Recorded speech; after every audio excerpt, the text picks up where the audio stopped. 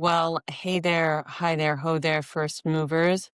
How are ya? This is Cassie Roma back today with a first movers quick bite inspired by the amazing conversation that Yaz and I had with Betsy Westcott and all of the things that have been going through my brain that I've been ruminating on and the changes that I've made around finances and financial agency in my life.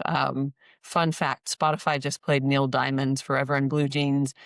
And let's be real. It's a heck of a bop. It's a classic. But the line that kept sticking in my brain was that money talks, but it can't sing and dance and it can't walk. And as long as I've got you here with me, I'd much rather be forever in blue jeans.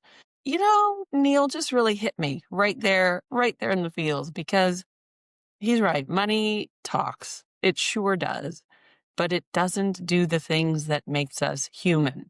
It helps us do some of those things sometimes. So today I wanted to talk about money a little bit more and finances because, what if wealth wasn't about the number in your bank account, but how alive your life feels? I myself have never met a woman who said, I want more money so I can just impress people. Now let's be real, there are folks out there, but what I usually hear from women, from the folks that I coach, from business leaders, entrepreneurs is, there's three things that most of us want. And we want safety, we want choice, and we want to feel like we're not one surprise bill away from some kind of panic. Um, and here's a truth we don't say loudly enough. Money is one of the most powerful tools that women have to shape our lives, but it's one of the least humanly taught. And it's not because we're bad with money or we're irresponsible. It's because the systems around us really weren't built with us in mind. In fact, if we were in mind when those systems were built, it was more around how can we keep them a little bit on the outskirts? How can we keep them further out? So this episode, this quick bite is about why women taking control about their finances changes everything. That agency, that choice, this is first mover work, right? It's quiet, it's brave, and it's life altering. And the reason it's all of those things is because money really is emotional. It's something that gives us important living stuff, right? Stuff like time with family, agency to choose what we opt in and opt out of, warm homes, food on the table, access to medical care and education, and more. So trying to divvy up the money side of who we are from the human side of who we are doesn't make sense in the long run. And this is why I believe so deeply that when women take control of their finances, when we take control of our finances, we don't just change our bank accounts, we change our nervous systems and our relationships and our futures. So as we go through that, maybe think about your relationship with money and how you go about your finances. If you're a little bit like me, you're in the banking apps each day, you have a good idea of what's in there, what's coming in, what's going out. But actually having, the hard numbers, the percentages, all of those things, and maybe that's on the outskirts. So let's jump into it and use the first movers framework as we do. And that is fueling growth, igniting courage, reframing relationships, shaping the status quo, and telling our stories. So when we look at fueling growth, things that Betsy said around being in ourselves, understanding what success means to us is not just a number on a ledger or in a bank account, but what does success look like? Is it time with friends and family? Is it the agency to choose to work more or to work less? Is it going on more trips? Is it being able to be in service of others more? Whatever that looks like, money is a ways and means in which we can help to have that agency in our lives, right? So let's start by looking at money as energy, not morality, when we talk about fueling growth, right? And let's dismantle a little bit of a lie that a lot of us are told and a lot of us believe. Money is not a measure of our worth. It's not proof that we're winning or failing at life or that we're running behind. Money is fuel, and fuel is neutral. So we decide what powers our lives. And if we have that little bit of money fuel in the tank, then we get to decide where we kind of point our vehicle in life, right? And when I think about women who fueled growth through money, I think about, especially because she's just been down here in Australia and New Zealand, I think about Oprah. She's a clear example of this. And it's not because she's wealthy. And I mean, girl is wealthy. But it's because she understood early on that money wasn't validation, but it was leverage, right? She didn't just earn more, she negotiated ownership and she built infrastructure and she asked a different question. How does money support the life and impact I want to have? So many of us are taught to earn, but not to own. And let's be real, let's put a caveat there. Women weren't even able to have we weren't able to have our own bank accounts or get our own credit cards until only a generation ago. So owning a business without a male signatory to oversee and often control was real. And it still is in a lot of ways. So it's on us to first and foremost rewire our own narratives around finances to then be able to shape culture's stories. Fueling growth when it comes to money isn't about grinding harder. It's about directing that energy, that fuel with intention, right? Because money doesn't fix everything, but a lack of money makes everything harder. And that's not greed, it's reality. So I love this idea of ownership. And ownership doesn't have to be around things. It can be around our choices and the way we move through the world. But I love when you look at folks like Oprah or even Mel Robbins talks about when it comes to her books and kind of her media empire, similarly to Oprah, she has ownership of the rights of things like her audiobooks. She self-published in the beginning. She owns her IP. She owns her IP. And by being an owner of the things she makes, she's able to control her finances in ways that behooves her and puts her at a kind of higher stead when it comes to having more fuel in the monetary tank. The next step in the First Movers framework is igniting courage, right? So when we ignite courage, this is around breaking silence and building self-trust. And if you're like me, self-trust is a big hurdle in so many ways. And we have the data to back it up that shows us that around all of the self-trust pieces of women's lives, money is a big hurdle. It's a hell of a hurdle. But courage doesn't have to roar or bulldoze or be wrapped in brashness. It can be built like growth in small micro moments that matter and add up over time, like interest in the bank account of you. So to start, you don't need much. I think this is the biggest thing about igniting courage. We all think we have to have all of our proverbial ducks in a row, or we have to have a big lump sum of money to start a business or to do something, right? I mean, the old saying is you have to have money to make money. And that's kind of a true statement. Kind of. It's a wobbly statement. It's a wobbly truth, but there's truth in the wobble. I like to look at examples of women who have built big kind of things and take control of their finances from nothing. And when we think about that, think about Spanx, that form-fitting, shape-shifting, magical undergarment that makes a gal feel giddy, or sometimes like a beautiful human sausage, depending on the time in our cycles. But before Spanx began, and before it became a billion dollar brand, Sara Blakely had $5,000 in her savings. No investors, no safety net, just a decision to trust herself financially. She wasn't fearless, but she was willing. And I think that distinction matters. You don't have to be fearless. You just have to be willing. So courage with money doesn't look like knowing everything. It looks like opening up your bank app and asking yourself the question, I don't know everything, or maybe I don't know much about this, but I'm willing to learn. And I want to share a bit of a personal story here because, like many of us, for a long time on paper, my life looked really impressive. I had good roles, great opportunities, and the correct kind of career. People just, they'd come by and pat me on the back. But underneath it, I didn't always feel safe. It wasn't like dramatically unsafe, but just this constant low grade hum of anxiety. Like one wrong decision could potentially unravel most things. And one night sitting on my bed with my laptop open, bank account looking at me, I realized something pretty uncomfortable. And that was that I had outsourced my financial confidence. I knew how to lead teams, how to build strategies, tell stories, um, coach leaders, whatever it looked like. I knew how to show up for everyone else. But when it came to money and my own money, I was pretty vague with how I did that. And I was hands off. And it was kind of like, I'll let the professionals handle that. And, maybe I'll just deal with that later, put that in the later basket.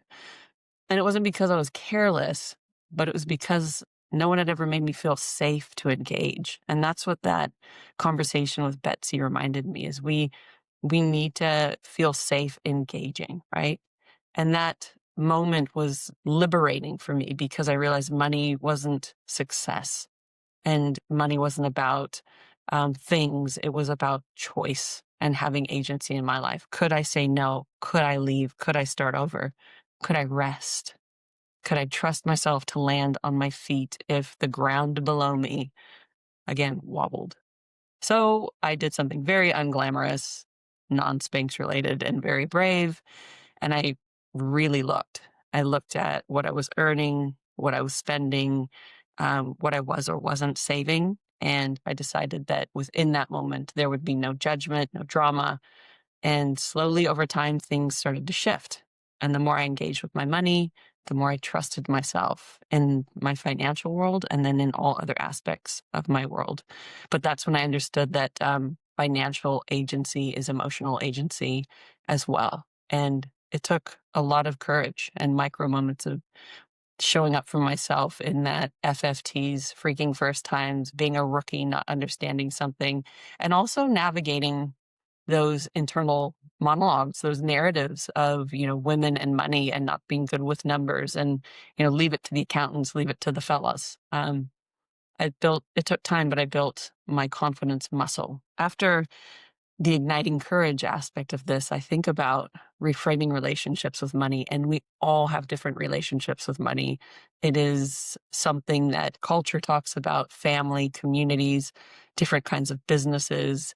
When I hear about startups and about all of these different businesses and entrepreneurs that are like grinding, and they're getting funding and, billions and millions of dollars and all these things, it's just slightly overwhelming for little old me. But when I look at reframing relationships with money, I think about it again in terms of the life I want to live. Like if you draw a box and in the middle of it, you have what does a good day look like? For me, it's, having a good sleep, exercising, doing good work with good people that feels like it's in service of others.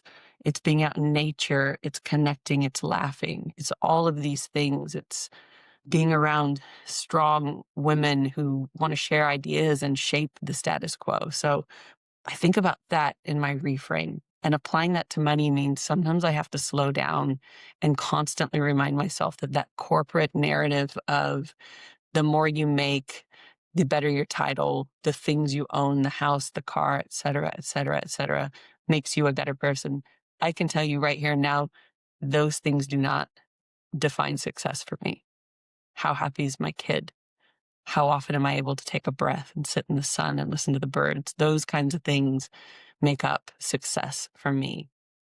Another story that I love around reframing relationships with money is Reese Witherspoon. Oh, Reese, sweet home Alabama. Love Reese. Reese tells this powerful story about why she started her own production company. She was tired of being offered roles that didn't reflect real women's lives. So she used the money she had to change that narrative, not just for herself, but for an entire industry. And that's what happens when money becomes a partner instead of a punishment. You stop asking, what can I afford? And start asking, what do I stand for? Maximizing life beats maximizing money every time. I'll say that again. Maximizing life beats maximizing money every time. Money should support our values. Money should support your values and not silence them. Which brings us beautifully in to shaping the status quo.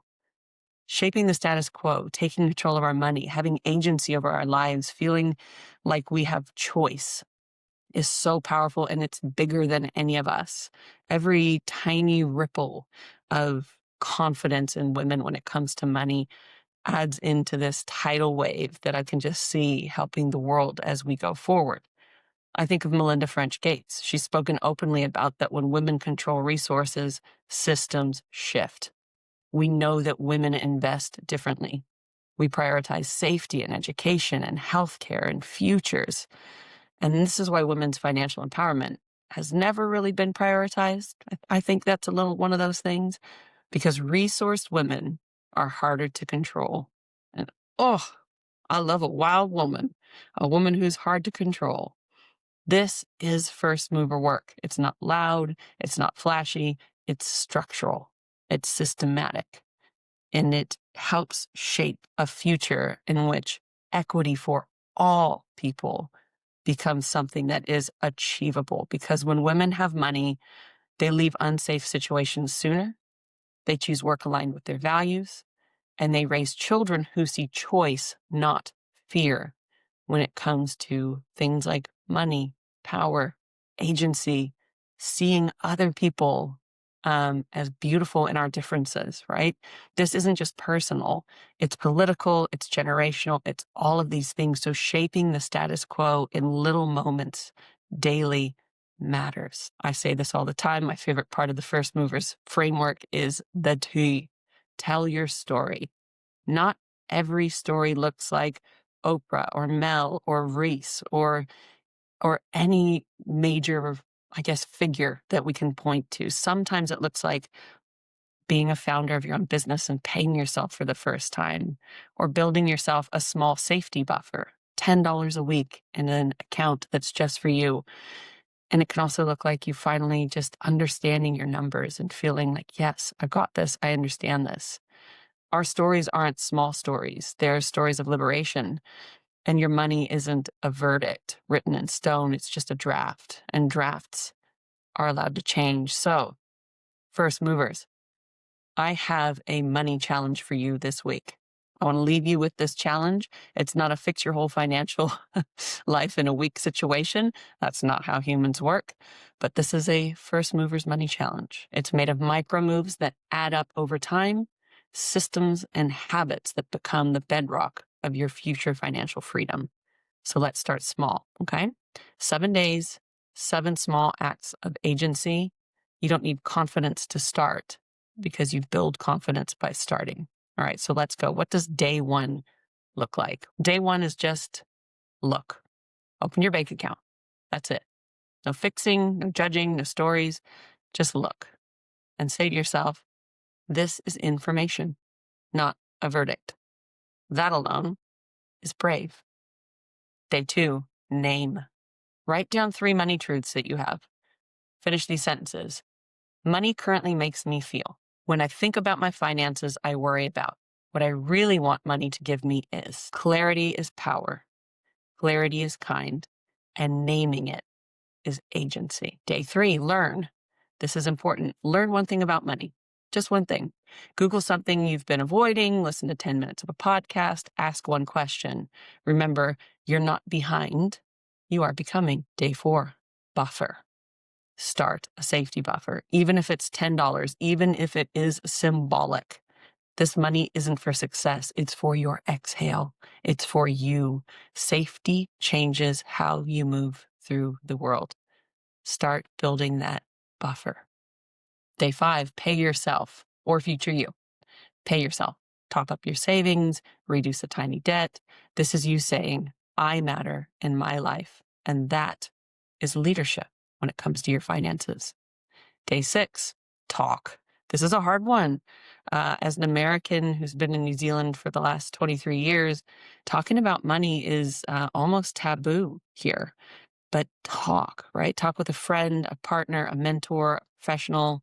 Say the numbers, say the confusion. What are you unclear about? Speak your truth. Silence keeps systems intact. crack them open. Day 7. Nope, not a day of rest. Day 7 in this challenge is a day of commitment. So I want you to commit. I want you to write your first mover money statement. Finish this sentence and keep it somewhere visible. You ready? From today, I choose to be a woman who engages with her money because. Just write the first thing that comes to mind. No pressure, no perfection, just intention. I promise you this week-long challenge won't make you rich. It won't. If it does, let us know. We need to know your secrets. It won't make you rich, but it'll make you braver and clearer and more resourced in your mind and body. And that's how change actually happens. So, first mover, count this as your permission slip. Money is not the point. Freedom is. Safety is. Choice is. When women take control of our finances, we don't just change our bank accounts, we change our nervous systems, our relationships, our futures. So move first. Ask the question. Tell your story. Because when we are resourced, we don't just change lives, we change what's possible for everyone watching. And believe me, the next generations, the people around us, the women we work with, live with, love, they are watching. So take that week and take the reins when it comes to your finances. See if that 7-day starter above shifts anything for you. And, change happens together. So share your story with us. We would love that. If you've got something from this podcast, if you've learned something, if it's helped you, let us know. Share it with your friends. Pass it on, because when women talk about money without shame, we don't just change the shape of our bank accounts. We change the shape of our lives. First movers, take the challenge. Take your own financial freedom into your hands. One micro moment, one micro move at a time. You've got this.